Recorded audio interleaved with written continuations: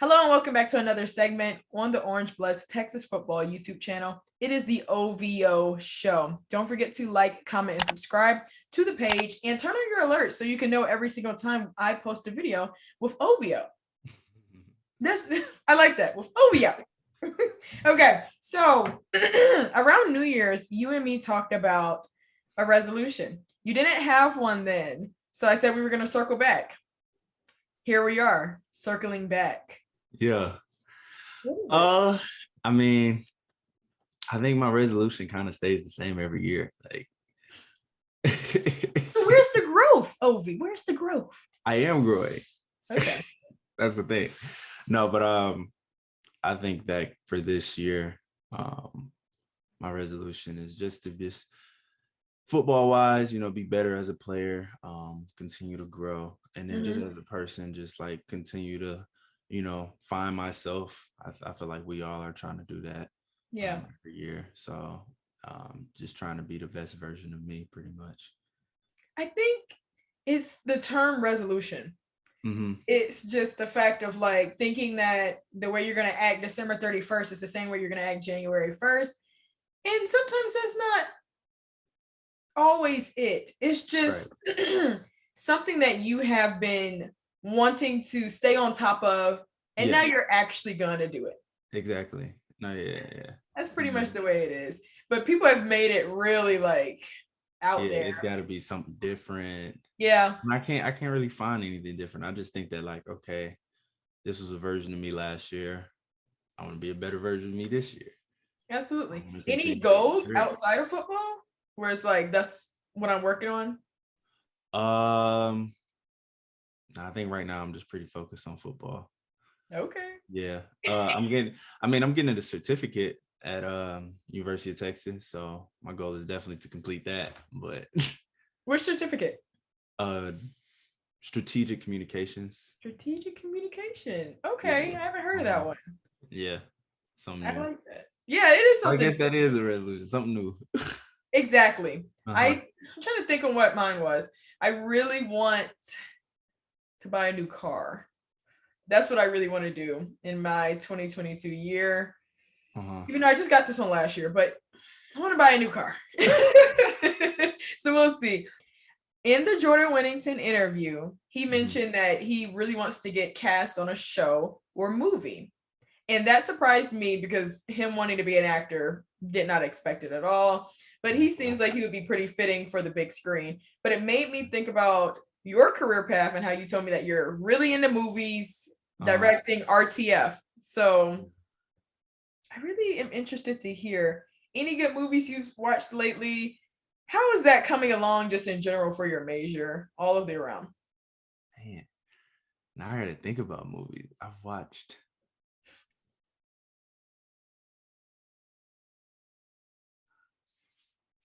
Me and my girlfriend watched Horrible Bosses, and I watched it for the first time. Was it good? I thought it was pretty funny. Okay. I wouldn't say that it's a movie that's gonna get me, that would have got me into film, but like it was a really funny movie, and it was a good watch. I think that when I was choosing film and television at Notre Dame, though, Black Panther, that was the movie that really got me into it. Oh, wow. And now we've lost Chadwick. Yeah, I know that hurt.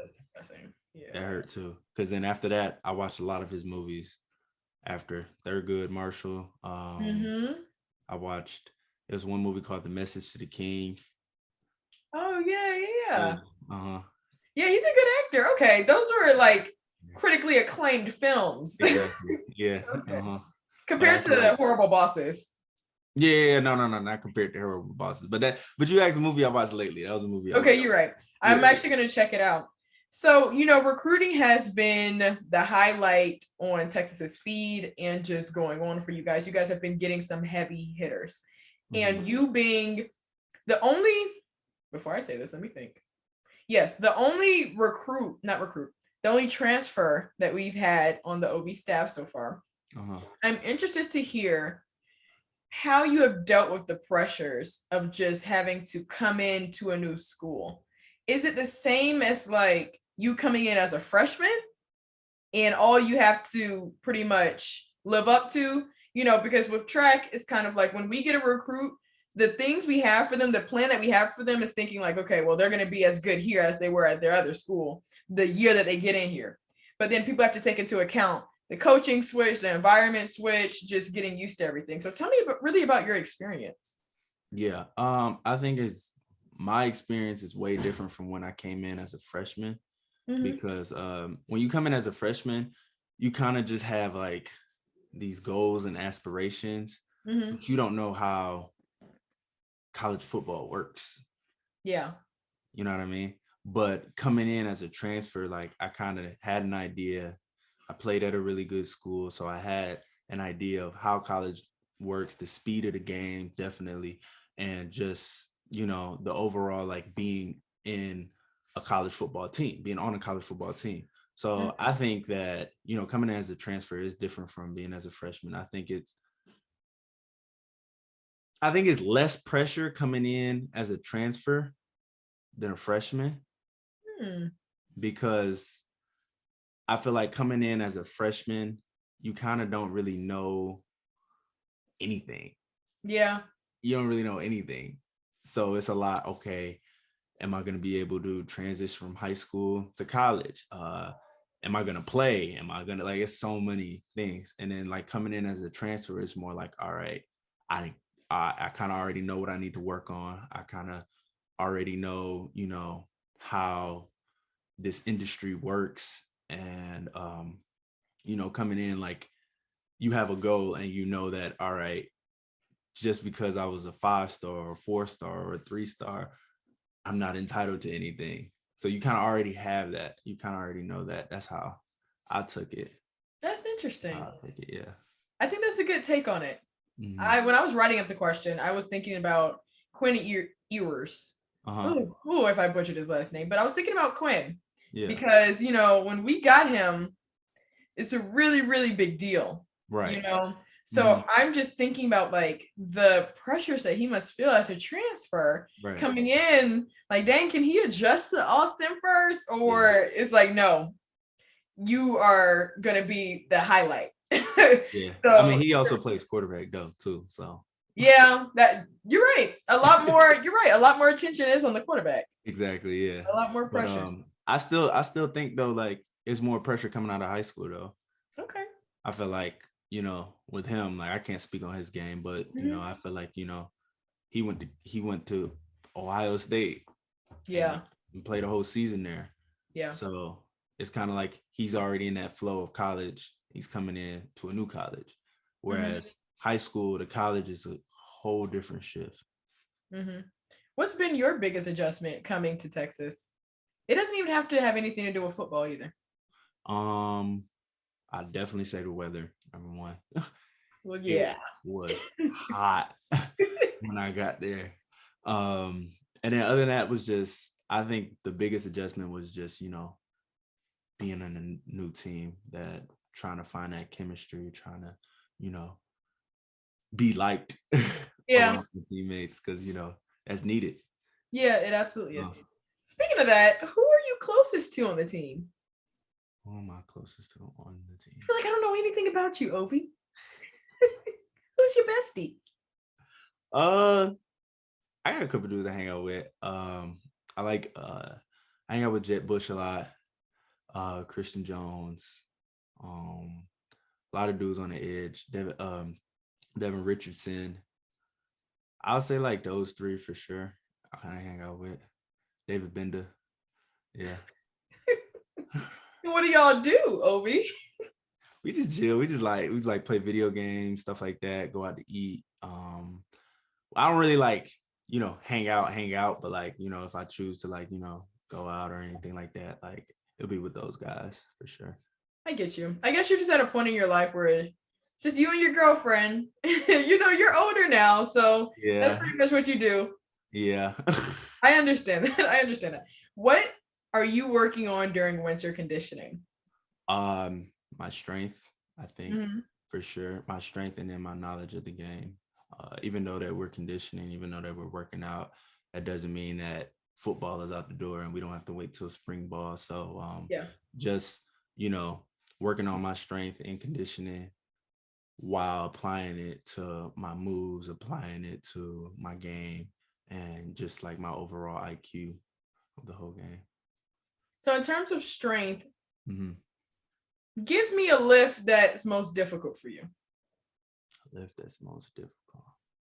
I would definitely have to say like a hang snatch. You know what that is? Yeah. Yeah. Y'all have to hang snatch? Yeah. So like you like hang clean it and then you gotta snatch it up. Okay, like that. Okay. Yeah. Yeah, those left me the most sore because it pretty much works your whole body. Your whole body. Yeah. It's more like, it's not even just like a lift. It's more like a sprint too. Mm-hmm. Because it's about power. Boom. Yeah. Okay. And you have to be explosive to it. Like you can't just pull it up because you're all powerful. Like there's a lot of technique to it, a lot of getting low. Mm-hmm. So I'll say that's probably the most difficult, but yet one of the more important ones for sure. Needed. So in terms of because I don't know, so correct me, but in terms of the running routes or just running and lifting workout side, which one, when you kind of practice, I'm dreading to do this. It gets me every time. Either the runner, you talking about either the run or the lift? I'd probably say the run. Yeah. I just wanted to hear you say it. Yeah, I'll probably say the run. Because it's not that I dread it. It's not that I dread it. It's just that, you just don't know what to expect. Like you can go into the lift and know, all right, I got to bench press. Okay, I got to do this sort of clean. I got to do this sort of squat. Something like that. It's usually around those areas. But the run can be anything. You can be running around the field. You can run down the field and back. You can run gassers down the field. You can do agility. Like you kind of don't know. I'm sorry. Yeah, you kind of don't know. So it's unexpected. And it's unexpected. Running exposes what you did the day before. It exposes what you ate that morning, how much sleep you got. Exactly. No, yeah, for sure. Especially like weekend to Monday, you can definitely tell, who's ready for the upcoming week or not. For sure. I'm still waiting for a Texas track and field and Texas football just combo workout day. That's what I'm waiting for. I think you guys got us on a run. Obviously.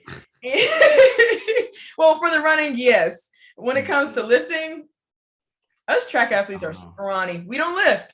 Our heaviest lifter is our thrower, because obviously, and he's really good. But that's it. Look, and hang clean snatch. Nah. It's a done deal. It's a done deal. It just uses too much power that I don't have. I don't use power in the 400. Power for 100-meter runners. They need it.